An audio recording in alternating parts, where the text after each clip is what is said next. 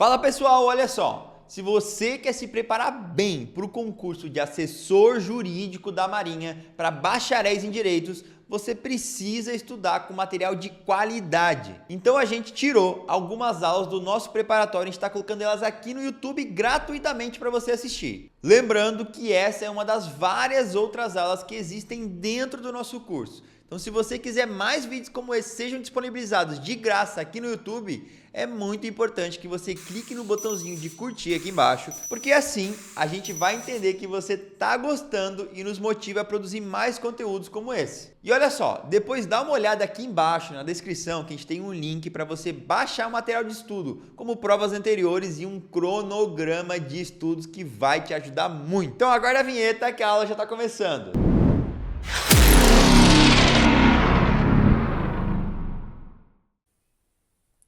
Iniciando o nosso quarto bloco, no artigo 42, que fala sobre a validade e vigência de tratados. Fala o que no parágrafo 1º?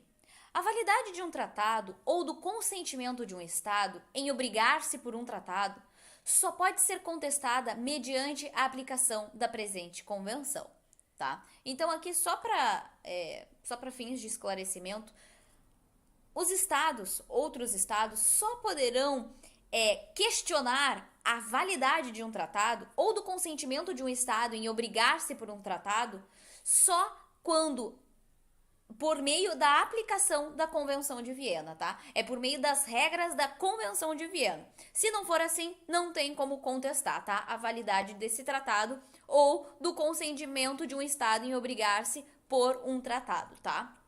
2. A extinção de um tratado, sua denúncia ou a retirada de uma das partes só poderá ocorrer em virtude da aplicação das disposições do tratado ou da presente convenção. A mesma regra aplica-se à suspensão de execução de um tratado.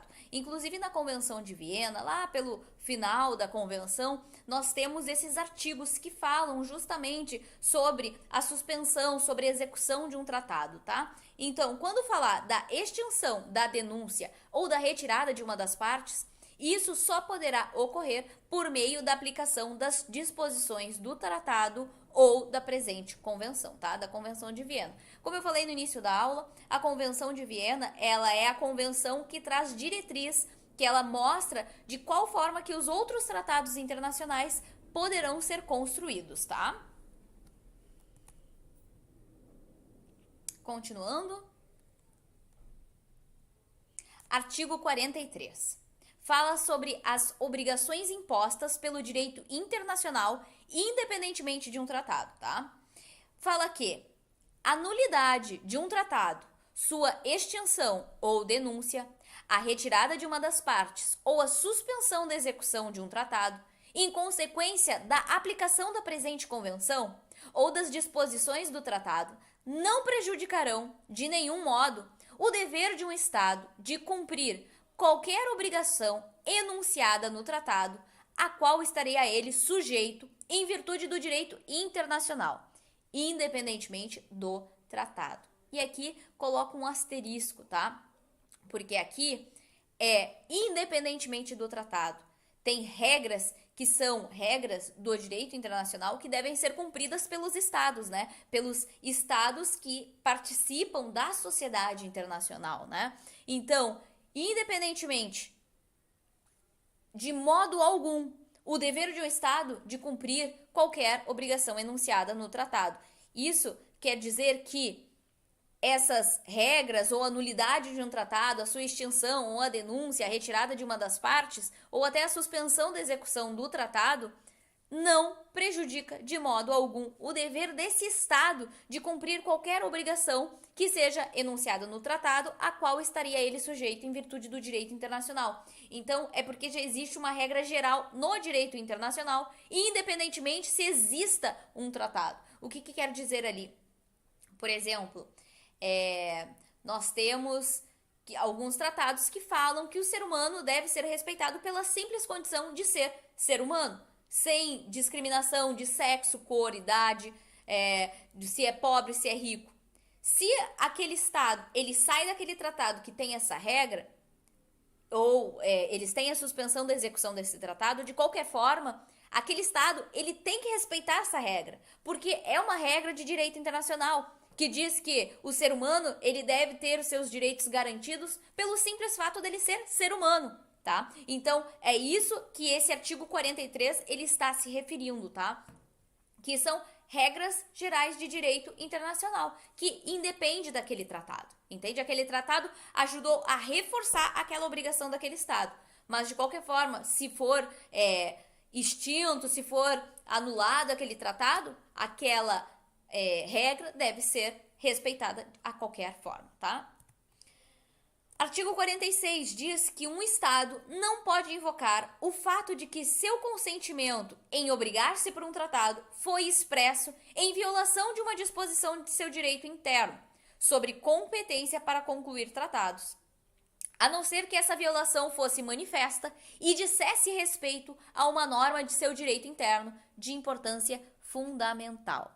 Então aqui está dizendo que um Estado ele não pode invocar esse fato de que seu consentimento foi expresso em violação de uma disposição de seu direito interno, tá? Então ele não pode invocar isso, a não ser que essa violação seja manifesta e dissesse respeito a uma norma interna de importância fundamental, tá? Isso é bem legal de cair na tua prova também, a literalidade. Então se cair ali que um Estado ele pode invocar o fato de que seu consentimento em obrigar-se por um tratado foi expresso em violação de uma disposição de seu direito interno sobre competência para concluir tratado, você diz que ele não pode. Se ele disser na questão que ele pode fazer isso, que ele pode invocar esse fato, você coloca que está errado, porque ele não pode invocar. Aí, se tiver a exceção que essa violação fosse manifesta e dissesse respeito a uma norma de seu direito interno de importância fundamental, poderia, ele pode invocar. Mas no caso de que essa violação seja manifesta e que diga respeito a uma norma do direito internacional de importância fundamental. Tem que estar escrito isso. Se não for nesse caso, esse Estado não pode invocar esse fato, tá bem? Então, vamos lá. Artigo 46, 2, que fala sobre as disposições do direito interno sobre competência para concluir tratados. Fala aqui, uma violação é manifesta se for objetivamente evidente para qualquer Estado que proceda na matéria, de conformidade com a prática normal e de boa fé, tá? Então, aqui a própria convenção no artigo 46, ela traz o que é uma violação manifesta. É algo que é evidente para qualquer Estado, tá? Então, ela tem que ser objetivamente evidente e que qualquer Estado que proceda na matéria de conformidade com a prática normal e de boa fé. Artigo 48 traz a questão do erro, que diz, parágrafo 1º, um Estado pode invocar erro no tratado como tendo invalidado seu consentimento em obrigar-se pelo tratado, se o erro se referir a um fato ou situação que esse Estado supunha existir no momento em que o tratado foi concluído e que constituía uma base essencial de seu consentimento em obrigar-se pelo Estado. Ou seja, o erro ele se refere a uma situação ou um fato que o Estado achava que existia naquele momento, mas na verdade não existia. Então ele só consentiu aquele tratado porque ele achava que aquele fato existia, mas não existia. 2. O parágrafo 1º não se aplica se o referido Estado contribui para tal erro pela sua conduta ou se as circunstâncias forem tais que o Estado devia ter-se apercebido da possibilidade de erro. Ou seja, se era possível que o Estado soubesse que aquilo não era verdade, ele não pode invocar a questão do erro. 3. Um erro relativo à redação do texto de um tratado não prejudicará a sua validade. Neste caso, aplicar-se-á o artigo 79. Ou seja, se for um erro relativo à redação, não prejudica a validade do tratado, tá? Artigo 49 traz a questão do dolo.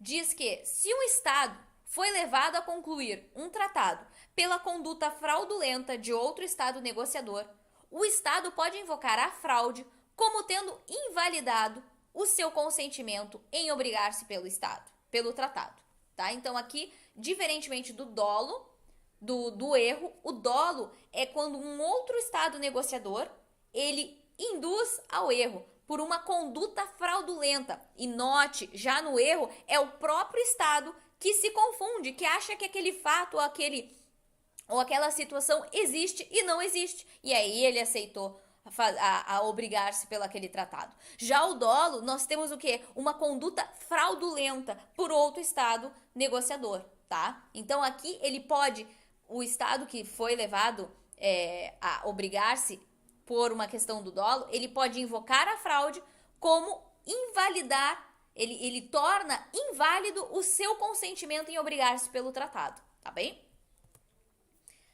Artigo 50 fala sobre a corrupção de representante de um Estado. Diz que, se a manifestação do consentimento de um Estado em obrigar-se por um tratado foi obtida por meio da corrupção de seu representante, pela ação direta ou indireta de outro Estado negociador, e note aqui que na questão pode dizer somente pela ação direta, mas não, a Convenção de Viena traz, por meio da corrupção de seu representante, por ação direta ou indireta, não é indireta, é direta ou indireta, de outro Estado negociador. O Estado pode alegar tal corrupção como tendo invalidado o seu consentimento em obrigar-se pelo tratado. Por quê? Mas ele não fez, ele não era apto a fazer, professor. Sim, ele era apto, mas a gente tem consubstanciado uma corrupção. E aí, quando se tem a corrupção de um representante de um Estado, quer dizer o quê? Que talvez aquela ação, aquele consentimento em obrigar-se por um tratado, não seja exatamente o que o Estado queira. Talvez aquele representante, ele não esteja esclarecendo, colocando em xeque o que exatamente o Estado quer, tá? Então, aqui também, tanto o dolo como a corrupção de um representante são formas de invalidade do consentimento em obrigar-se por um tratado. Fechou? Então tá. Artigo 51. Coação de representante de um Estado. Aqui é meio óbvio, né, gente? Se houver a coação é porque aquele representante ele não está fazendo algo que ele realmente queira ou que seja realmente a vontade de um outro Estado, né? Do Estado que ele representa. Que diz o quê? Não produzirá qualquer efeito jurídico a manifestação do consentimento de um Estado em obrigar-se por um tratado que tenha sido obtida pela coação de seu representante por meio de atos ou ameaças dirigidas contra ele.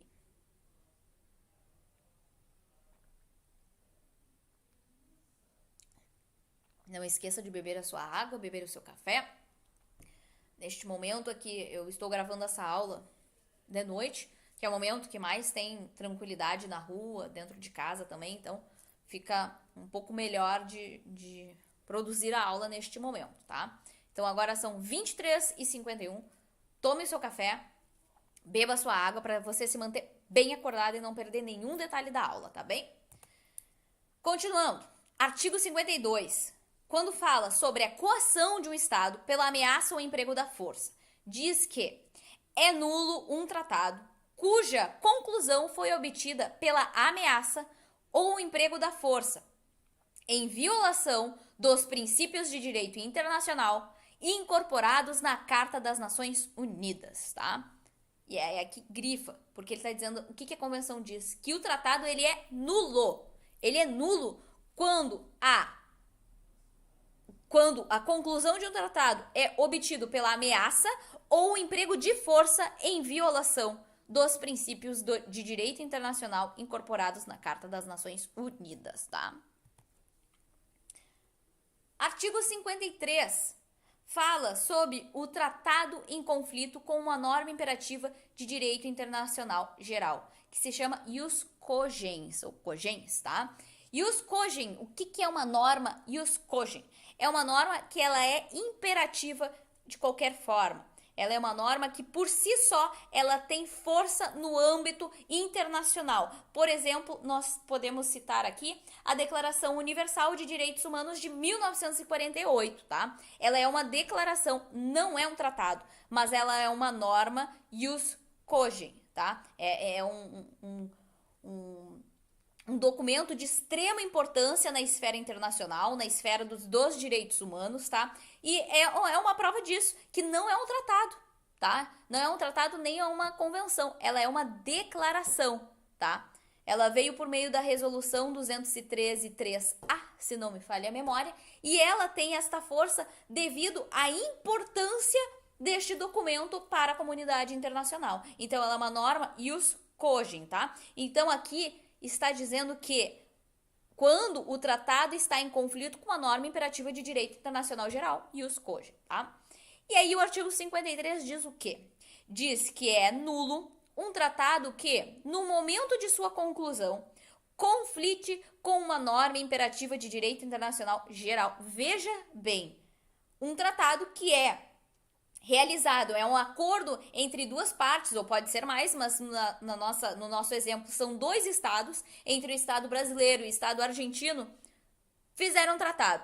E este tratado tem regras que entram em conflito com as normas contidas na Declaração Universal de Direitos Humanos, dizendo, por exemplo, que o ser humano deve ser considerado conforme a sua idade, deve ser tratado de forma igual conforme a sua idade, ou melhor, deve ser considerado ser humano aqueles seres humanos a partir dos 18 anos. Isso é claro para vocês, mas para que vocês vejam como que a norma ius cogens é importante. Se um tratado ele estiver em conflito com esta norma, esse tratado ele será considerado nulo. Não tem conversa. Se ele está contrário, por exemplo, às regras da Declaração Universal de Direitos Humanos de 1948, aquele tratado vai ser considerado nulo, de qualquer forma, tá? Então, grifa esse artigo 53, tá? Que é bem importante.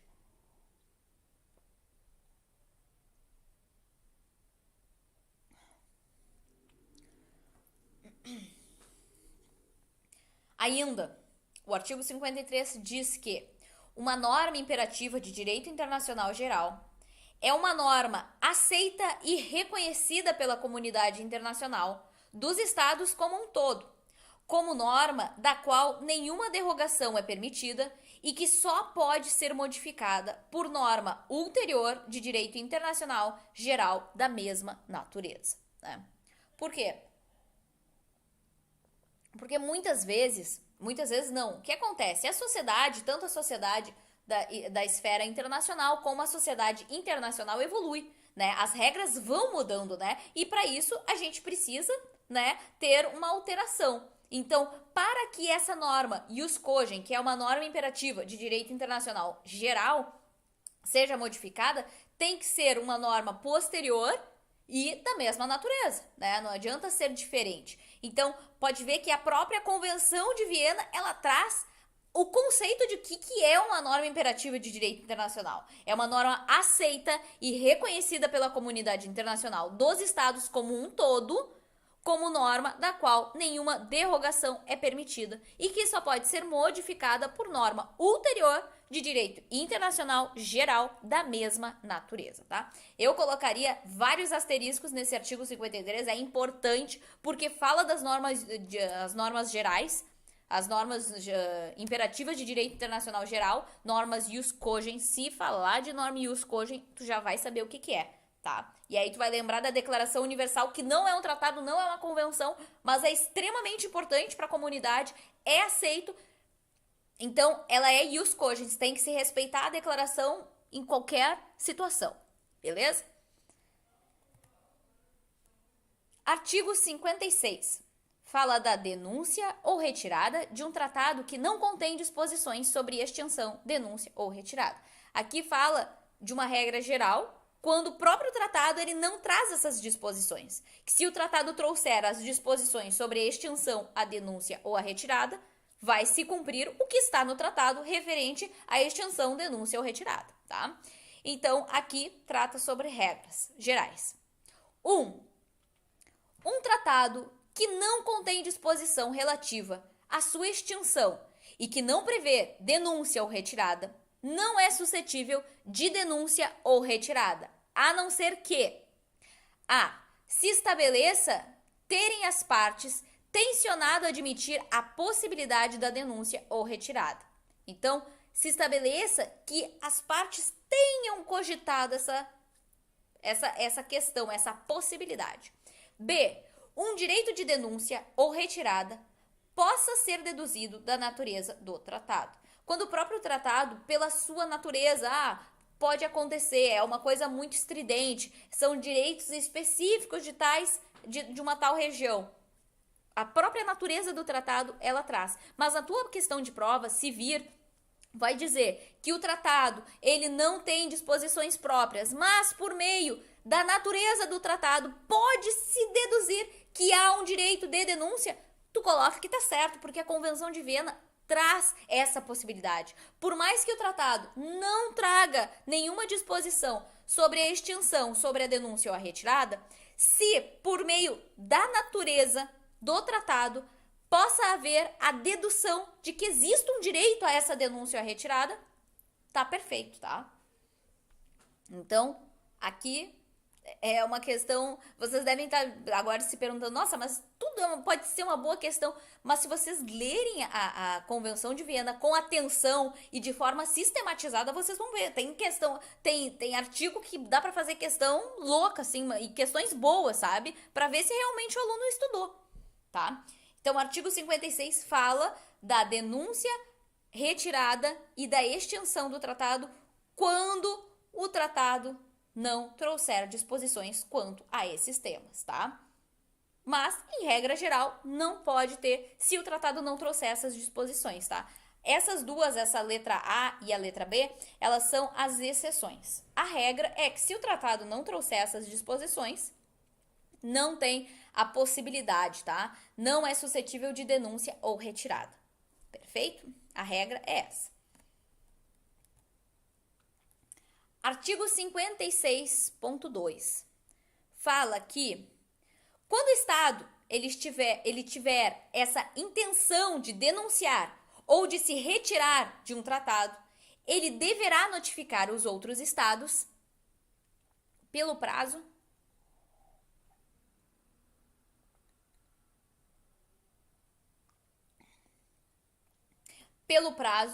de 12 meses, pelo menos. Então, no mínimo, esse estado, ele tem que notificar os outros estados de que ele tem intenção de denunciar ou de se retirar daquele tratado por pelo menos 12 meses. Dentro desses 12 meses, ele não pode se retirar, não pode, assim, mandar a carta, notificar e se retirar. Não, tem que ser no pelo menos 12 meses, tá? Pelo menos 12 menos é difícil. Mas é pelo menos 12 meses, tá? Artigo 61 fala sobre a impossibilidade. Outra coisa que eu não falei aqui desse artigo 56, grifa esse artigo, tá? Que falou em prazo, é muito interessante deles pedirem, tá? Lembrando que o outro prazo também era 12 meses, tá? Então aqui tem que notificar, deverá, é uma obrigação, não é facultativo, ele deve notificar a sua intenção de denunciar ou de se retirar do tratado pelo prazo de pelo menos 12 meses, tá? E agora o artigo 61, a gente lê o artigo 61 e aí a gente finaliza o nosso quarto bloco. E aí eu te convido para a gente ir para o próximo bloco, mas vamos ler primeiro esse artigo 61. O artigo 61, ele fala sobre a impossibilidade superveniente de cumprimento.